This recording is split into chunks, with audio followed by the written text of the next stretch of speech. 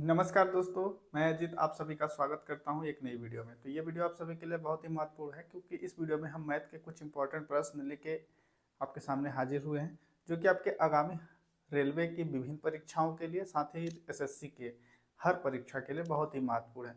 तो वीडियो को पूरा देखिएगा। चैनल पर नए हैं तो चैनल को सब्सक्राइब कर लीजिए। तो चलिए वीडियो को शुरू करते हैं। तो दोस्तों, ये जो क्वेश्चंस आज अभी देखेंगे ना, ये पुराने एग्जाम, चाहे वो एसएससी का हो या फिर रेलवे की विभिन्न परीक्षाओं में आए हुए क्वेश्चनों का एक सेट है। तो चलिए, पहला क्वेश्चन आपकी स्क्रीन पे है, जिसमें कह रहा है, ये सिंप्लीफिकेशन का सवाल है, 5200 divided by 13 minus 420 into 2 plus 1300 का मान कितना होगा, ये ज्ञात करना है। इसको हमको जो बोडो मॉस का रूल्स है उसके अकॉर्डिंग सॉल्व किया जाना है। सबसे पहले हम करेंगे क्या, इसको लिख लेते हैं 52,5200 divided by 13 minus 420 into 2 plus 1300। ये हमने लिख लिया। 13 से डिवाइड करेंगे, 13 चौको 52, मतलब यहाँ से हमको मिल गया 400 यानी 400 माइनस। देखिए, भाग होता है फिर गुणा होता है, तो इसका हम आपस में इंटू कर देंगे। 420 मतलब 0 4 8 840 देखने को मिल गया। फिर ये यहाँ से हमको 1300 मिल जाएगा। भाग हो गया, गुणा हो गया। अब जोड़ होगा, फिर देन घटाना होगा। तो देखिएगा, ये जो 1300 है ये पॉजिटिव है, मतलब प्लस का है, और ये 400 ये प्लस का है। तो 13 और 4 17 हो जाएगा। ये दोनों आपस में प्लस हो जाएंगे, तो 13 4 1700 माइनस करेंगे 840। अब इसको हम इससे जब माइनस कर देंगे तो 1700 माइनस 840 हम करेंगे जब, तो इसमें बस ये इसमें 860 हमको देखने को मिलेगा, क्योंकि 8 दूना 16 और 60 40 100 होता है। तो 8 दूना 16 117, मतलब ऑप्शन नंबर डी इस क्वेश्चन का राइट आंसर हो जाएगा। तो इस तरीके से ऐसे क्वेश्चन जो आपको परीक्षाओं में देखने को मिलते हैं, सिंप्लीफिकेशन के हर शिफ्ट में एक आध नया क्वेश्चन देखने को मिलता है और बहुत ही ईजी होता है, बहुत ही जस्ट आप सेकंड में बस कैलकुलेशन की बहुत ही रिक्वायरमेंट होती है बस। देन आपको अगला क्वेश्चन, साधारण ब्याज की योजना यानी सिंपल इंटरेस्ट में निवेश करने पर 8,000 रुपए की एक धनराशि 21,520 रुपए हो जाती है यदि वार्षिक ब्याज की दर जितने वर्षों के लिए धनराशि निवेश किया गया है दोनों समान हो तो वार्षिक ब्याज की दर कितनी थी, ये ज्ञात करना है। इसमें मतलब कह रहा है कि देखिए, 8,000 किसी ने इन्वेस्ट किया और वो बढ़कर 21,520 रुपए हो जाती है, लेकिन इसमें हमको निकालना क्या है, इंटरेस्ट निकालना है, जबकि हमको जो जितने प्रतिशत इंटरेस्ट पे दिया गया है उतना ही इसका टाइम ड्यूरेशन भी है। तो इसको कैसे करेंगे, सबसे पहले जो हमारी धनराशि हुई है 21,520 माइनस कर देंगे 8,000। 21,000 में हम 21,520 में 8,000 को घटाएंगे तो 13,520 यहाँ से हमको देखने को मिलेगा। 13,520 यहाँ पे हमको देखने को मिल रहा है। अब हम करेंगे क्या, इस 13,520 में हम 8,000 का डिवाइड कर देंगे और इनटू में हम कर देंगे 100, क्योंकि प्रतिशत में वैल्यू निकालनी है तो इसलिए इस 100 से हम इंटू कर रहे हैं। ये 2 जीरो से ये 2 जीरो कटा, 1 जीरो से 1 जीरो कट गया। अब यहाँ से हमको कितना मिल गया, 1352 डिवाइडेड बाई 8। अब इसको हम डिवाइड जब 1352 भागे 8 कर देंगे तो 169 हमको देखने को मिलेगा, 169। 169 है, ये 169 हमको फाइनल वैल्यू मिल गई। अब 169 को हम 2 से डिवाइड कर देंगे तो यहाँ पे हमको मिल जाएगा,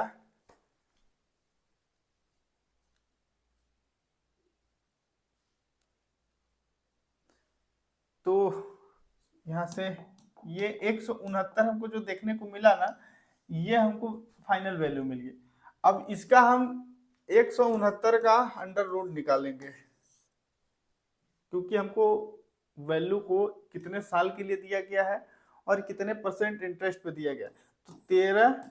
तो 13 निकलेगा बाहर, और यही इसका राइट आंसर है, क्योंकि 13 साल के लिए 13% पे आप इसको देंगे ना, तो ये राशि आपकी बढ़ करके इतना हो जाएगी। अगर आप चाहते भी हैं तो देख सकते हैं निकाल करके भी, क्योंकि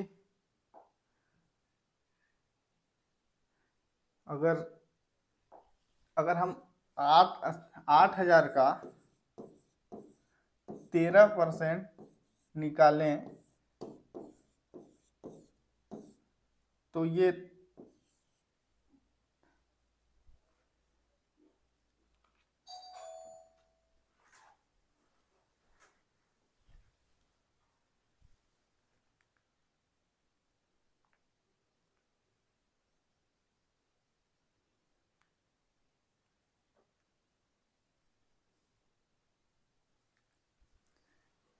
तो यहाँ से आपको 1040 मिल जाएगा, 1040, क्योंकि देखिए एक जीरो तो इधर आ गया, 13 × 8 = 104 होता है। ये 1 साल का वैल्यू हो गया। अगर आप इसको 13 में इंटू कर देंगे तो आसानी से 13,520 देखने को मिल जाएगा, यानी देन इस तरीके से आप इसको सॉल्व कर सकते हैं। ये आपका एक्स्ट्रा पार्ट है, मेन इधर का ही है। ये तो आपको एक एग्जाम्पल के रूप में दिखाया गया। फिर देन अगला क्वेश्चन, क्रय मूल्य और विक्रय मूल्य के बीच का अंतर 204 रुपए है। यदि हानि प्रतिशत 24 है तो 24% है तो विक्रय मूल्य कितना है, ये आपको ज्ञात करना। देखिए इसमें हम कैसे करेंगे कि हम इसमें क्रय मूल्य, जो क्रय मूल्य है और विक्रय मूल्य, क्रय मूल्य हम 1,000 मान लेते हैं, माना क्रय मूल्य 1,000 रुपए है, और विक्रय मूल्य जो है, विक्रय मूल्य यानी जो सेलिंग प्राइस है वो एक्चुअल में 24% लॉस पे बेचा गया है। तो हम 1,000 का जब 24% निकालेंगे, 1,000 × 24 डिवाइडेड बाई 100, तो ये 0 से 0 कट गया, यानी 240 देखने को मिल रहा। 1,000 में 240 को हम माइनस करेंगे 0.6, यहाँ से हमको मिल गया 9 में से मतलब 760, यहाँ पे 760 देखने को मिल जाएगा, 760। इनके मध्य का एक्चुअल डिफरेंट कितना है, 240। यहाँ पे आपको 240 रुपए का डिफरेंट देखने को मिल गया।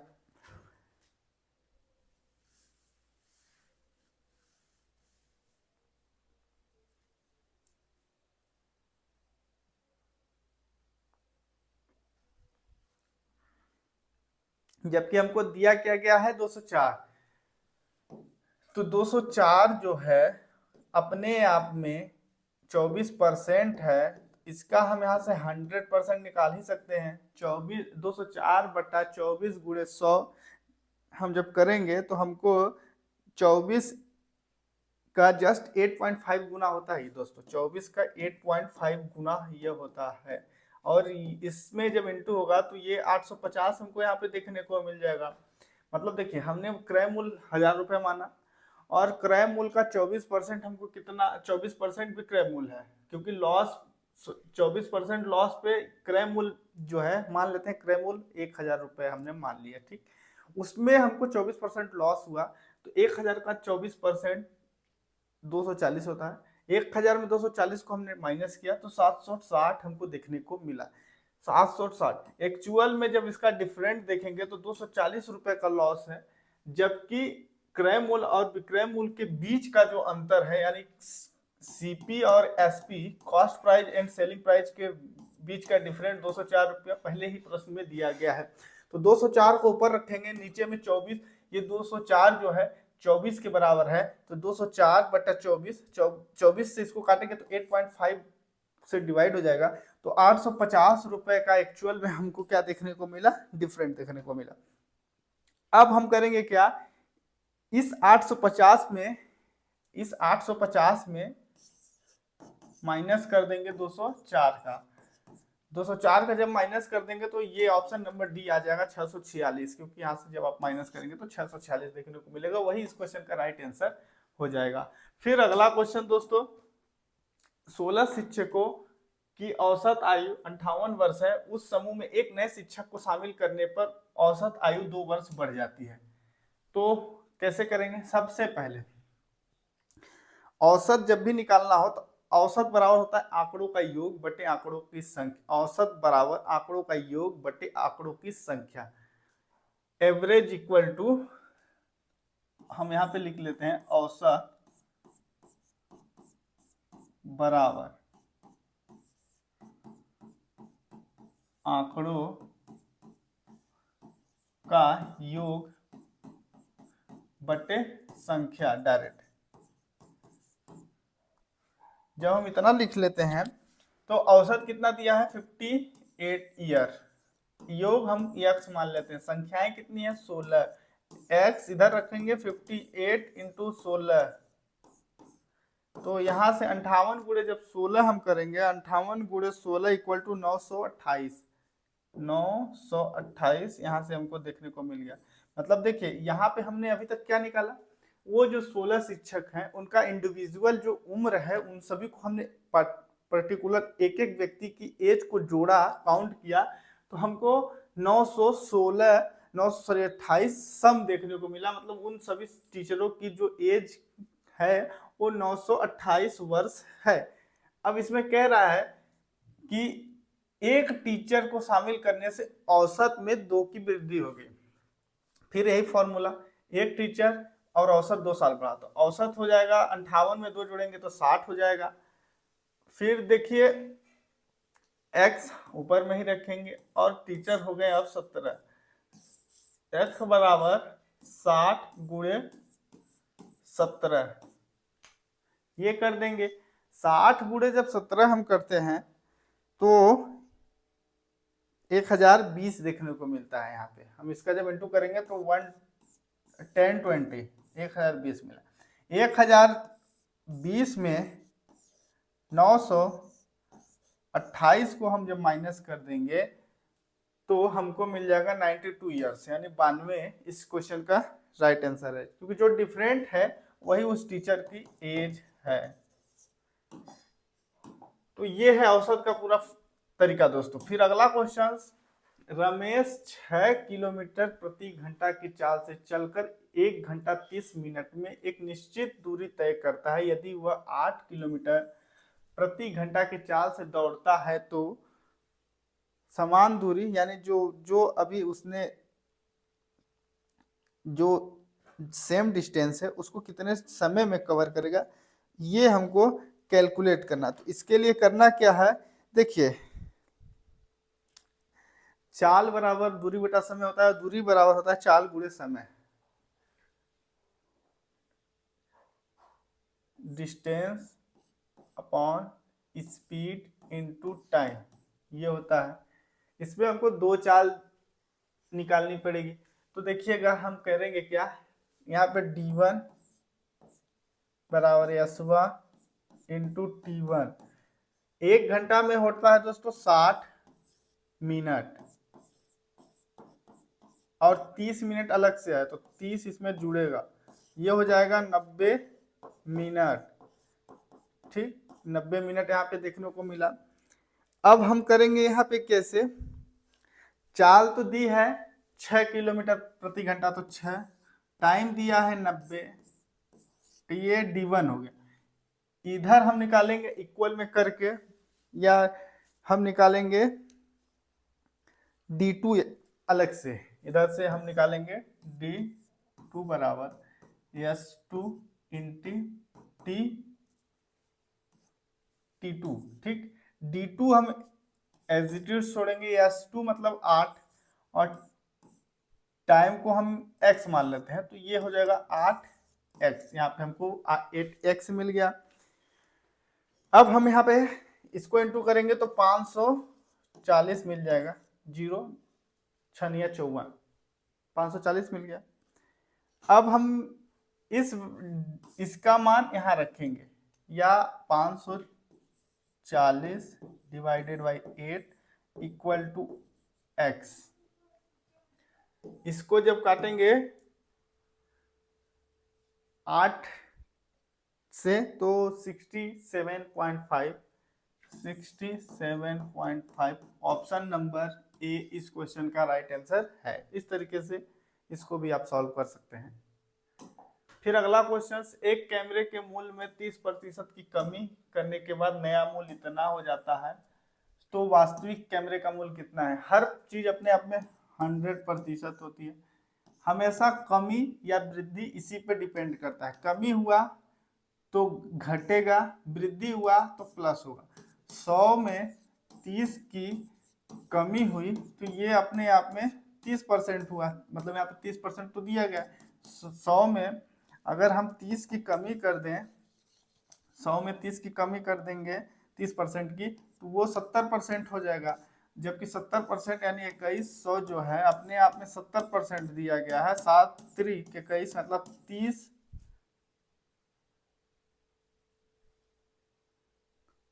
2100 जो 30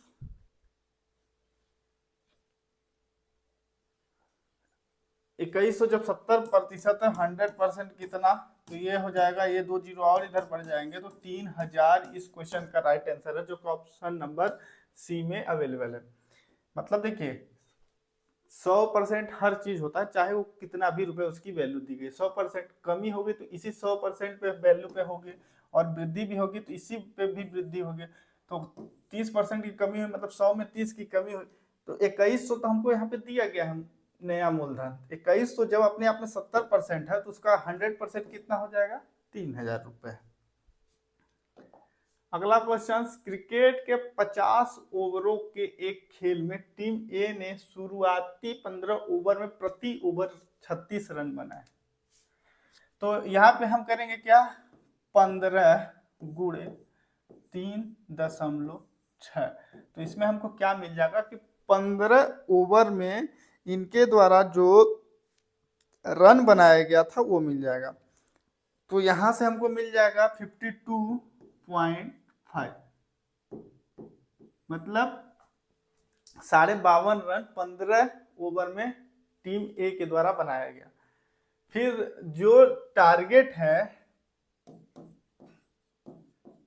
टारगेट जो दिया गया है 299 रन का है। हमको अब 35 अब ओवर शेष बचे हैं, तो 35 ओवर में हमको कितने का रन रेट चाहिए जिससे हम इस टारगेट तक पहुंच जाएंगे। तो हम यहाँ पे करेंगे क्या, 299 में से माइनस कर देंगे 52.5। तो 299 में से 52.5 को माइनस कर देंगे तो यहाँ पे 299 माइनस 525, इसको जब माइनस कर देंगे 299 में से 52.5 को माइनस कर देंगे तो 246.5 यहाँ पे मिलेगा, 246.5। इस 246.5 डिवाइडेड बाय कितना, 35, क्योंकि 246.5 रन तक पहुंचना है 35 ओवर में। तो इसको जब हम डिवाइड कर देंगे तो ये 35 सत्ते हो जाएगा और पॉइंट में 04 आ जाएगा, मतलब प्रति ओवर 7 रन की रिक्वायरमेंट होगी दोस्तों। तो इस तरीके से प्रश्न आएंगे और आपको ऐसे सॉल्व करना है। फिर अगला क्वेश्चन सिंप्लीफिकेशन का सवाल है, इसको आप कैसे सॉल्व करेंगे। तो इसमें कहीं पे भी नहीं, पूरे क्वेश्चंस में सिर्फ ओनली फॉर माइनस दिया गया है, लेकिन इसमें ब्रैकेट से हमको सॉल्व करना है। सबसे पहले हम यहां से सॉल्व करेंगे, ये इसमें जुड़ेगा और इसमें घट जाएगा। तो देखिए 127, सॉरी इस दोनों में जुड़ेगा माइनस, ये 65 माइनस 7, ये इतना आ गया। तो इसको जब करेंगे तो 5 दूना 10 दोबारा मतलब 72 यहाँ से मिल गया, और 127 में से हम 72 को जब माइनस कर देंगे, 127 माइनस 72, तो यहाँ पे हमको 55 मिल जाएगा, जो कि पॉजिटिव है। मतलब यहाँ तक हम सॉल्व किए तो पॉजिटिव है, लेकिन ये जो माइनस है इसको माइनस कर देगा। यहाँ पे हमको ये चीज माइनस की देखने को मिल गई। अब हम इधर आएंगे तो 156 पे पहुंच गए, तो ये जब 101 मिल जाएगा यहाँ से हमको, मतलब यहाँ तक में हमको 101 मिल गया जो कि माइनस का है। अब ये जो है 524 जो है इससे माइनस कर देंगे, 524 जब माइनस कर देंगे तो ये 3 हो जाएगा, 2 हो जाएगा और 423 देखने को मिल जाएगा जो कि माइनस का ही है। और 758 माइनस 423 ये 5 हो जाएगा, ये 3 हो जाएगा और ये 335। ऑप्शन नंबर डी इस क्वेश्चन का राइट आंसर है। फिर अगला क्वेश्चन, एक व्यक्ति ने 20% की वार्षिक दर से चक्रवृद्धि ब्याज पर 10,000 रुपए ऋण पर लिया। यदि ब्याज अर्धवार्षिक रूप से संयोजित किया जाता है तो एक वर्ष में के बाद भुगतान की जाने वाली धनराशि कितनी होगी ज्ञात करना। सबसे पहले रेट ऑफ इंटरेस्ट, जिसको हम ROI बोल सकते हैं, रेट ऑफ इंटरेस्ट जो है 20% पर एनम है, मतलब हर साल का, और हमको हाफ ईयरली के बिहाफ पे इसको कैलकुलेट करना। तो देखिएगा एक साल का 20 है तो 20 और एक साल में 2 बार ब्याज लगेगा तो 2 से डिवाइड कर देंगे, तो 6 माह का 6 मंथ का ROI होगा 10%। तो 10,000 रुपये है, 10,000 रुपये कैपिटल है, 10% के हिसाब से ये यहाँ पे 1,000 हो जाएगा और 1,000 जो है इस 10,000 में प्लस हो जाएगा, तो 10,000 प्लस 1,000 यहाँ से हो जाएगा 11,000। ये 6 महीने के ब्याज के साथ है। फिर हम 6 महीने का ब्याज अब इस 11,000 पे निकालेंगे जो कि 10% के हिसाब से आएगा। तो ये 0 से 0 कट गया तो यहाँ से 1100 देखने को मिला। इस 1100 को हम इस 11,000 में जोड़ देंगे, तो 1100 में 11,000 को जोड़ देंगे, 11,000 में 1100 को हमने जब प्लस किया 12,100 इस क्वेश्चन का राइट आंसर हो जाएगा। फिर अगला क्वेश्चन, 1,000 रुपये पर 60% की छूट और समान धनराशि पर 30% और 40% की 2 क्रमिक छूट के बीच का अंतर कितना है।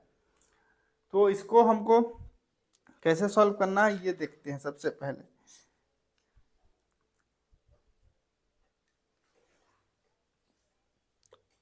देखिए इसके और इसके मध्य आप जब सॉल्व करेंगे 1,000 का 60% जो होता है वो 600 हो जाएगा, लेकिन हमको इससे कुछ लेना ही नहीं देना है। 1,000 का हम यहाँ आएंगे 30% निकालेंगे तो 300 होगा,